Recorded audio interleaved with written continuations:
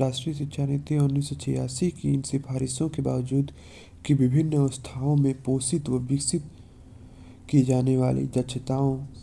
व मूल्यों की पहचान की जाए, स्कूली शिक्षा उन परीक्षाओं द्वारा और अधिक परिचालित होती चली गई जो महज जानकारी से भरी पाठ्यपुस्तकों पर आधारित होती है।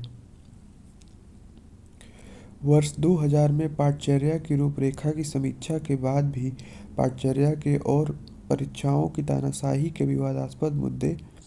हल नहीं हुए। वर्तमान समीक्षा इस क्षेत्र में हुए सकारात्मक व नकारात्मक प्रकार के परिवर्तनों पर ध्यान देती है और नई सदी के मोड़ पर स्कूली शिक्षा की भावी आवश्यकताओं को संबोधित करने का प्रयास करती है। इस प्रयास में अनेक परस्पर संबंधित आयामों को ध्यान में रखा गया है, जैसे शिक्षा के लक्ष्य, बच्चों का सामाजिक परिप्रेक्ष्य,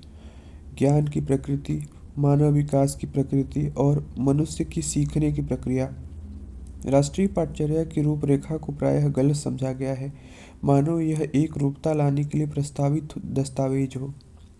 जबकि राष्ट्रीय शिक्षा नीति 1986 और प्रोग्राम ऑफ एक्शन 1992 में स्पष्ट किया गया उद्देश्य इसके ठीक विपरीत था।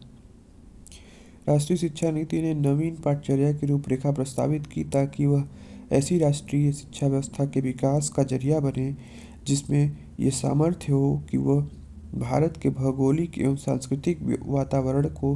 दृष्टि में रखते हुए अकादमिक घटकों के साथ सामान्य आधारभूत मूल्य भी सुनिश्चित करे। राष्ट्रीय शिक्षा नीति और प्रोग्राम ऑफ एक्शन ने 14 वर्ष की आयु तक के सभी बच्चों का सार्वभौमिक नामांकन तथा सार्वभौमिक रूप से उन्हें स्कूल में टिकाए रखने और स्कूली शिक्षा की गुणवत्ता में ठोस सुधार